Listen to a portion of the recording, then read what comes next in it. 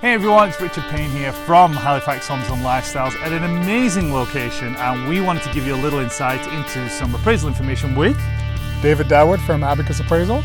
So you need to know what an appraisal is. He's the genius. He's going to tell you what's going on, and we will see you in a couple of seconds.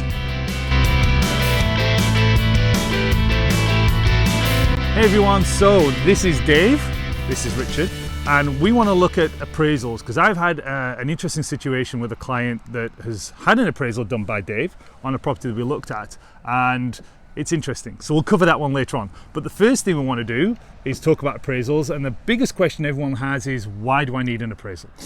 Why do you need an appraisal? Okay, well, an appraisal is the market value of your home, right? So what is the market value of your home? Okay, there are 5 parameters. It's a knowledgeable buyer, a knowledgeable seller, agreeing on a price on the open market without any motivation. Simple. So that's what an appraiser does. Yeah. He or she looks at the market value of your home, right? Yeah. And in terms of why they would need an appraisal, I'm not sure that was your next question. That's going to be my next question. You're right. Good guess. All right. So why do you need appraisal? Well, there's a few reasons you would need appraisal. First one, obviously, for financing. Let's say you're going to buy a home or you're going to do renovations, refinance. The simplest way I need one. Yeah. Yeah. Second, if you're going through divorce, separation, you need to know what's it worth to buy out your spouse or them buy you out. Third one, let's say there's a fire or your house burns down. What was it worth before the fire, right? Because you're going to have to rebuild it, and hopefully the insurance company's going to pay for it. Yeah, that's right. Yeah, exactly. Like the one that we're standing in front of now. There was a hurricane. There was some damage to the roof. There was some damage to the garage. What would it cost to replace those? Yeah. You may need an appraiser to come out and take a look. Yeah. Because of course, when you've got this kind of background behind us, you are a little bit more exposed to the elements, shall we say? A little bit. Just a bit. Yeah. Okay. So we've covered off why we might need one. The simplest one in my world is always, we're buying a house, the bank needs financing, the bank wants to know, independent from me, how much the house is worth. And independent sometimes from the buyer and the seller. So let's have a look at our situation where we had a price on a house. The bank ordered the financing, we came in and did the appraisal, and we came in lower. Right. So now the question is, well, how did you come up with that number versus what we agreed on with the seller? Okay. So, when you buy a house... Short question, though. No, it's fine. When you buy a house, it's an extremely emotional transaction. Yes. Okay. Yeah. All right. So, the seller cares, the buyer cares. Yeah. Right. So the buyer comes in their house and they picture themselves living there. Absolutely. They picture their kids playing on the yard, the barbecues, and the friends. That's what we're trying to create. Okay, that's what you're trying to create. Yeah. Okay. The difference with appraisers is we just don't care. we don't care, and the reason we don't care is the market doesn't care. True. Okay. Yes. So the market is very cold. Yeah. Right? You're trying to create warmth as an agent. Yeah. The market is always going to counteract that with ice. Yeah. Okay. Yeah. So we have to look at what exactly is the house worth. And how we do that 2 ways for single family homes. First way is the direct comparison approach. Similar to what we do. Similar. It's similar to what you do. Okay. Yours is more detailed though. I've seen your report. Yes, exactly. Yeah. So the direct comparison approach, it's what is your house worth compared to all the other ones in the market? Right. Okay. So let's say there was a semi-detached house in Eastern Passage, right? Sold for X. Yeah. Okay. And let's say the house next to it, you need an appraisal on that one, and it was identical to the one that sold for X. Yes. And the one that sold for X didn't sell because of foreclosure or someone dying without a will, that sort of thing. Yeah. And let's say it was identical to that one. Well, more than likely, that would be the value of the one we're appraising. Makes sense to me. Yeah. More often than not, we don't have an identical sale in the market. Yeah, unless you're like a brand new house, in which case, number one, why are you getting an appraisal? Unless there's a brand new house, every house is different. There's 30 brand new houses that are the exact same. Life's easy. Life's easy.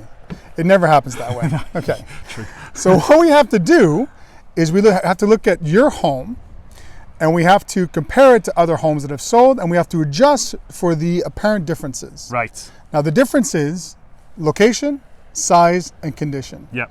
Those 3 things contribute to the value the most. Okay. So let's say you're appraising a house and the house next door is on the market, but the house next door was 1,000 square feet bigger. Yes. That's a lot. Let's say 500 square feet bigger. Yeah. Consumer's going to walk into your home and say, oh, lovely home, well maintained, whatever. But House next door is 500 square feet bigger. How much more am I willing to spend on that? Yeah. Or maybe the house next door is 500 square feet smaller. It doesn't have granite countertops and brand spanking new windows. Yeah, different amount of bedrooms, finished, unfinished basement. Exactly. That kind of stuff. Yeah. How much less is it worth? Yeah. So, what we do as appraisers, we figure out the contributory value of those differences in the market, and we adjust the sale prices either up or down, depending on what those differences are. Right. So you start with the comparable sale price and go plus minus, depending on what the different features are. Exactly. So you're trying to, let's say you've got an apple and you've got a whole bunch of pears. You're trying to make the pears into an apple. Yeah. Okay. Good luck. Yeah. Cider, that'll work. I know, because the Pear Brits, cider, apples. I know the Brits. The Brits, they love the cider. I love it. Right. So that's one of the methods. That's a direct comparison approach. Yeah. The second approach is the cost approach. Cost approach is super simple. What's your land value? Yeah. What does it cost to replace your house brand new? Yeah. So if your house was, I don't know, 10 square feet and it was $1 square foot to build, it'd be $10 to build brand new. But easy math. More than likely it isn't new. True. If you get an appraisal, yeah. So we depreciate that number. Got it. Then we do the same thing for the exterior improvements. Your landscaping, your deck, your garage, your well, your septic. Yeah. What does it cost to build those new? Yeah. And then we depreciate that number. Right. And then we add those three numbers together, and that gives us a market value. That gives a number. So just out of a curiosity from my point of view, which one tends to come out closer, like in terms of what would actually be the value on the house? Yeah, so the cost approach really isn't valid for homes that are above, let's say, 10 years old. Right. Okay, so if you're gonna appraise a brand new home, more than likely the cost approach is gonna work. Yes. Right. It's gonna be a good approach to value. Yeah. But beyond 10 years, the direct comparison approach, that's the way to go. Right. Got it. So that's one of the methods. So once we've done all of that, we've come up with a number. Yes. Let's go to, well, okay, the situation is we've offered, make my life easy, $300,000 on a property. The appraisal comes in at $260,000. Yes. Now we're going to have a real interesting conversation with not only the buyers, but also the sellers. Right. So what do we tend to do in that situation? I know what I do. I'd walk away. Walk away from that. What's he talking about? Okay. Here's the situation, right? Yes. If the market trend is telling you that the house is worth $260,000. Yeah. And you've put an offer in, or your buyers say, we love this house, we want this house, let's put it in, $300,000. Yeah. Okay. Emotion. So now, let's say they close on the house and they buy the house. Yeah. More than likely, they're underwater by $40,000. Right. So you got to figure out, okay, how long is it going to take me to recoup that? Yeah. Get back to the 300. With inflation, with market growth, what have you. Yeah, exactly. Right? Yeah. So let's say you were going to buy, let's say you're going to buy a phone. Yeah. Okay. And you've got 10 phones that are all selling for $60, right? Yeah. Okay. But you love this phone because it's got like a pink case or what have you. Okay. You're like, I want to pay, $80 for that phone. Yeah. Because I'm in touch with my feminine side and I want pink. Yeah, there you go. All right, okay. Yeah, I love it. The phone isn't worth $80. It's worth $60. Yeah. So you've overpaid $20 for that phone. Yeah. It's the same thing with houses. Yeah. It's the same thing with every market. Yeah. Right? No one's going to buy like a 5-pound bag of apples for $6 when there's an identical bag of apples for $4. Yeah. Okay, it's the principal substitution. Exactly. And that's what appraisers do. We look at the principal substitution. Principal substitution is no one is going to pay more for something where there's an identical substitute on the market for less. Exactly. Okay. You'll always take the value. Yeah, you'll always take the lower price. Yeah. Right? And this is certainly important when you start getting into the financing world, because we know if the bank orders an appraisal and the appraisal comes in, make life easy again, $260,000, and you are planning on a certain amount of down payment, your down payment, if you carry on with the 300 number, has just gone up by $40,000. Right. Because the bank will lend to you on the appraised value, $260,000, right, not on what you're prepared to pay, $300,000. So $40,000 there, somebody has to find that if you're going to carry on. Yeah. Now, the strategy that we would employ is we go back to the seller and say, all emotions out of this now. House is worth $260,000. We're doing a price amendment down to $260,000. And it's kind of one of those situations that, yes, emotion does take in. Sometimes people do look at hotter markets and go, well, am I overly nervous that the house, $40,000 is a big number. So to kind of make that up in a year, that's going to be tough. In Nova Scotia, it's a big number. It is, right? Absolutely. But in places like Toronto, that could be a year. That could be a month. True. Right? So it could be. Yeah. Right. So that's where sometimes you might actually want to say, no, we're good. Because let's not forget, you might have had to pay that number to win out against multiple offers. That's right. So there could be 10 other people lined up behind you who want to pay that $300,000 for that house. Exactly. You just have to be aware that there is a bit of a downside to it, and it's going to be how much is it going to take to make up that 40. And by the way, don't try and sell your house in 2 days afterwards for 300. It's not going to work. Right, exactly. Here's the thing though, if 10 people are lining up to buy that house, 10 people are lining up to buy all the houses in the market. True. So everything. So everything is higher. Yeah. True. Right. Yeah. So then you see the trend increase. Yeah. Right. The market trend increase. Yeah. But if you've got one sale doesn't make the market. True. And we've seen it over and over again. Yeah. Yes, but this one sold for 300. Oh, okay. That one is the only sale that sold for 300 in the last 6 months. Yeah. Why did everything else sell for 260? Yeah. Right? Yeah. And in our Halifax and the Dartmouth area kind of property market at the moment, we know that we are absolutely in a very strong seller's market. So the overpaying for a house is something you're going to have to be careful of. You've got to watch that number, because there is that danger, and the banks are getting a lot smarter and saying, no, great, thanks very much. You might have been pre-approved for 500. You're buying something for 400. We're bringing in the appraisal company because we are nervous as a bank that you've overpaid for the property. Right. And it comes down to that. And there's been quite a few examples, I can think of 2 off the top of my head in Dartmouth, where I've been a little bit shocked when you see the sale price that it sold for and went, wow, fingers crossed somebody had an appraisal on that, because you'd certainly hope so. Yeah, of course. Where houses are selling for like, I think one sold for like 490 something in downtown Dartmouth, and everything on the street was 300. Right. Now, the house might have appraised for 500 because it was brand new and all this kind of stuff, but still, you look at X number of years later, you're going to try and sell the house, you're still selling against other houses that are probably, I don't know, let's say maybe they went up by 350.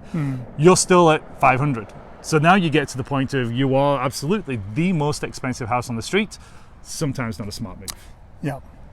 We actually see that quite a bit with the newer developments. Yeah. Okay, so let's say you have a new development, they're building 16, 17 homes, a nice little street, and they're selling everything for, let's say, $750,000 because you're upgrading this, you're upgrading that, you're getting, instead of the dark brown floors, you want the dark gray floors. Oh, that's an extra $1,000 here, the extra $1,000 there. Okay, so now you're paying, $750,000 for a brand spanking new house. Yeah. And if you're getting it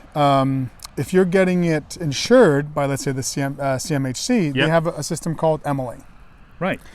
So Emily will look at the value of the home. Yeah. So they'll say, okay, well, this home is being built and it's going to cost $750,000. The land is worth $100,000. Right? Yeah. Let's just say. Yeah. So it should be worth X. Okay. Then they're like, okay, well, wait a second, but the market trend is showing me $650. Then they look at how good the applicant is. Oh, okay. Okay. Yeah. So can the applicant afford a mortgage for $750,000? Right. Okay. Then they're like, yeah, okay, so the applicant can afford that, and it's a little bit over the market value, but we're gonna sign off. Yeah. We're gonna insure this mortgage. Yeah. So what happens? The purchaser is now underwater. Yes. Why? Because the insurer didn't get the appraisal. Right. And it didn't show them that it was undervalued or overvalued, right? Yeah. Therefore, now the consumer is underwater, and there's no protection for the consumer. And I actually had this happen. About a year ago. I had this big conversation with one of the VPs of the bank. Yeah. And he's like, well, wait a second, CMHC or it was Genworth or one of the insurers says that it's worth, X. Let's say I think it was $450,000. Yeah. And so I understand what they're saying it's worth, but the house next to it is the exact same house. Yeah. Exact same house. Sold last month, okay, for $390,000. It's the exact same house. Yeah. And that one was the highest sale on the market ever for that area. So what you're doing is that you're now, putting the consumer underwater by $60,000. But it was still CMHC insured, so the bank said yes, CMHC said yes, but nobody looked at the underlying value. Right, but the bank, even though it was insured, decided, let's get our own appraisal. Yes. So they got their own appraisal, which was us. Yeah. And we told them, no, we're sorry, we can't put $450,000 on this house because if you got this phone, and this phone is selling for $60, yeah, you know, and this other phone here, you know, they're saying, oh no, this other phone is worth $80. Well, yeah. It isn't. This one just sold for $60. It's principal substitution. Yeah, and that's market value. That's market value. The market willing value. Buyer, willing seller, come up with a price, market value. On the open market without any undue motivation. Yes. Okay. Yeah. There you go. And that's it. That's it. That's appraisals in a nutshell. Pretty straightforward. Well, yeah. It's easy. Scratching the surface. Exactly. I could be here for days. We could have had this conversation for at least another hour. No doubt. But if you need the appraisal, sometimes the banks get involved in everything, but Dave's on the appraisal list for a lot of the banks, so don't worry about that. But if you need it for any other independent reason whatsoever, Dave details are coming up later on, as well as they're probably at the start of this. They might even be showing up down here, depends what we do. But how can people get in touch with you in case they don't see the slide at the end? Yeah, just go to Google and type in Appraisals Halifax. Best appraiser in Halifax? Is that you? No. It is. No, there's a ton of great appraisers, right? But just look at appraisers at Halifax, appraisers Dartmouth, and we're Abacus appraisers. But if you need an appraisal for whatever reason, give us a call. Exactly. And we'll go through the process with you. Yeah, no problem. And we're just going to chill out here for the rest of the day with this background and the ocean and the sunshine and the blue sky. So we're happy. That's excellent. Right. All right, stay tuned. More videos coming up. But that was Dave Dawood. I'm Richard Payne, and we will check you out later.